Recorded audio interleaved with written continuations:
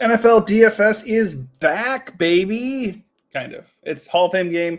Thursday, July 31st. It's a showdown slate. This game is never really that good, but football is technically back, and you can play DFS contests, a showdown contest over at DraftKings. So I am going to give you some advice on that game. It's preseason. Take it all with a grain of salt because nothing is guaranteed, but I'll tell you what I'm going to do and hopefully help you out a little bit with some general advice as well.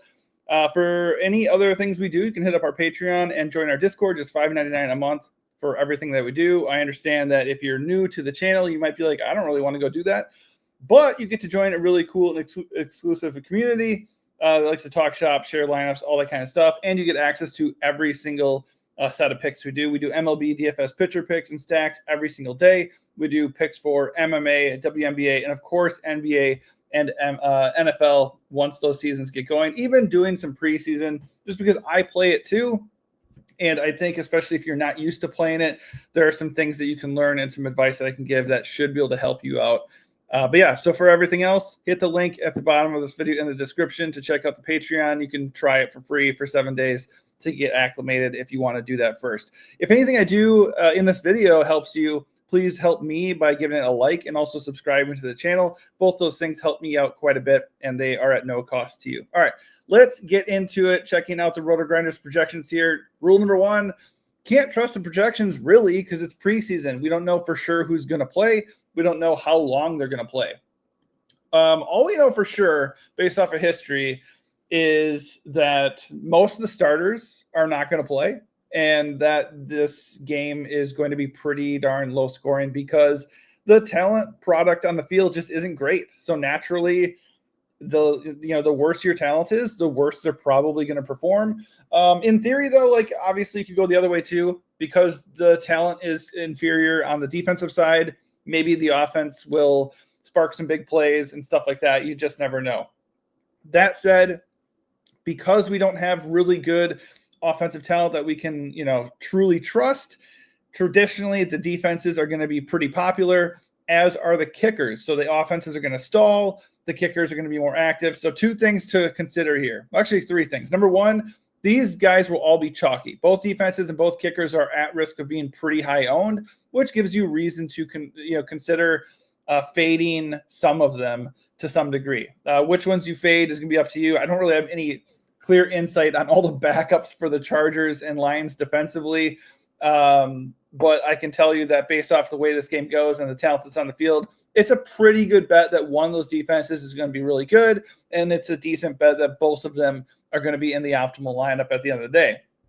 The other thing to consider is that these defenses are not one individual player, so they're going to play the entire game. A big deal in preseason is kind of figuring out, which players do I want and how long are they going to play, because playing time is so key to value. Obviously, like a wide receiver can hit a 76-yard touchdown on one catch and boom, he made it for the day. But you can't really know if that's going to happen. Whereas in a defense, you just get all those defensive players all the way through the game, and you actually start with 15 fantasy points before they give up points too. So Lions and Chargers defenses both very much in play. If you want to play cash games, don't really recommend that in preseason. It's so volatile, and we want to lean into variance even more. That I would say, stacking them together all the time in like tournaments, probably not what I'm going to do. I think I would just stack one of the teams more than the other, and then not use that opposing defense against that offense. And I'd probably just enter a good amount of lineups to give myself some variety and also, give myself some unique lineups. So even when I do use both defenses together, I'm getting different enough that, the chalk that I'm eating along with the rest of the field isn't going to completely bury me. That's just obviously something you want to avoid. You don't want to fade all the good popular options because they're popular for a reason, but you also don't want to be so chalky that if they all hit and then your one or two random guys that nobody else has don't hit, then you're just kind of screwed. The other ones are the kickers. Kickers are a little bit risky in the sense that, they don't start with points like the defense does, and we don't for sure know that the teams aren't going to rotate in a backup kicker. If there's some competition or something like that, you just never know if they're just going to give their kicker a break at a certain point. Not a whole lot of kicker news going around these days, right? So Bates and Dicker, like they should be viable options for sure. At the kicker position, let me just double check it. I'm pretty sure it's still Dicker for the Chargers. It is Dicker, right? Yeah, Cameron Dicker. I don't know why. For some reason, I thought maybe they traded Cameron Dicker or something. Dicker the kicker. Anyways, Dicker and Bates, both two good kickers. They should be plenty active. They should start, and they should be safe but low upside plays. So that kind of gets you past – I refreshed on accident. That kind of gets you past like the chalky plays that everybody is going to be on. Kicked me over to MLB for some reason. And that's totally fine if you want to play those guys. I'm still going to play them quite a bit. I'm just going to kind of mix and match and get away from just like lineups just having both defenses and a kicker, or both defenses and both kickers, and so on and so forth. I don't want to eat all that chalk all the time altogether. Two other really chalky plays that I do have interest in for sure, and I'm going to want to pair them or at least get one of them in most of my lineups. It's going to be Hendon Hooker for the Lions at quarterback and Trey Lance at quarterback for the Chargers. Trey Lance is already scheduled to start this game, and he's going to play the entire first half. You can also look at his backup, the former Clemson star, DJ Ukulele. He will play the second half. I would assume he's going to play the whole second half. So I think you can certainly leverage the Trey Lance ownership if you want to with DJ. I'm not going to really do that because I feel like Trey Lance is a way better prospect. He has a lot more to prove. Major narrative with him being a first-round bust. And like he literally said, I'm playing for my NFL career. So I expect Lance to get the whole first half. He's playing with the most talented players the Chargers have to offer in this game. Like he's not going to play with Ladd McConkey and stuff like that, but he's going to probably play with Trey Harris, Aranda Godson, and some other guys. So he's going to have a pretty good chance to produce for us. So plus he has rushing upside. So Lance was pretty good in the preseason from a fantasy perspective last year. Whenever we've seen him out on the field, that rushing ability and his big arm with shots on the field, like he does offer fantasy upside. You can talk all day about how good a player is. I don't really care that much about that. Especially in the preseason, like, are they going to be out there getting playing time? Do their physical attributes lead to fantasy points? Outside of being like actually good players, and Trey Lance is one of those cases. Same for Hendon Hooker. Like I like Hendon Hooker a little bit less than Lance, even though Lance is the chalk at quarterback. But Hendon Hooker also offers rushing upside. He also has something to prove as the Lions number 2, whereas like he hasn't been that good for Detroit. So like the Detroit could be looking for either market improvement from Hooker or somebody else to come take his job. So with that in mind, I think Hooker is going to also be very motivated. I think he's also a pretty good bet to play the entire first half for Detroit. So all those guys, the defenses, kickers, and both quarterbacks that are starting this game look great. They're just all going to be owned. I don't have a problem, once again, with doing some kind of mixture of getting 2 or 3 of all those options, maybe even 4 if my other 2 picks are going to be super unique. And maybe like I'm sliding a unique guy into the Showdown captain slot and then eating a lot of the chalk in the flex. Like that, I think, is a fine strategy. I think it's still okay, too, to captain one of the defenses or to captain Lance or Hooker. Nothing wrong with that. If you eat a chalky captain, though, you do want to make sure that you're getting very different in the rest of your Showdown lineup. Otherwise, you're going to be at risk of having a duped lineup. All right, so now we're going away from the chalk here. We're going to start looking at some options that still could be popular and maybe I'm not like super high on. Let's see. So Kyle Allen will be the other quarterback. I believe that'll come in after Hooker. So he's totally viable. He and DJ are 2 nice leverage plays against the chalky quarterbacks. Totally fine in tournaments, just not super excited to play them. Sion Vaki for the Lions, backup running back. We're not going to see Jahmyr Gibbs and David Montgomery in this game. Almost definitely they won't even play. If for some reason they did play, they would play a very, very small amount. I have zero interest in them if they ended up seeing the field. Just not going to chance it. The top players just do not play in a Hall of Fame game, or they do not play very much at all. Maybe a series at most. But Vaki, he's been battling an injury. So if he's in, I'd be a little bit worried of obviously injury in game or him being a little bit limited. He does obviously have something to prove as far as like, making the team and stuff like that. He is an explosive player. So if he plays, I do have interest in him for sure. If we definitely know he's playing, I have no problem going to him. Just he's a little bit risky, and he's going to be popular because he seems like he's that first guy up for the Lions running back room. The guy I actually want is going to be Jabari Small. I think there's other running backs to look at, but I'm really looking at Vicky and I'm looking at Small.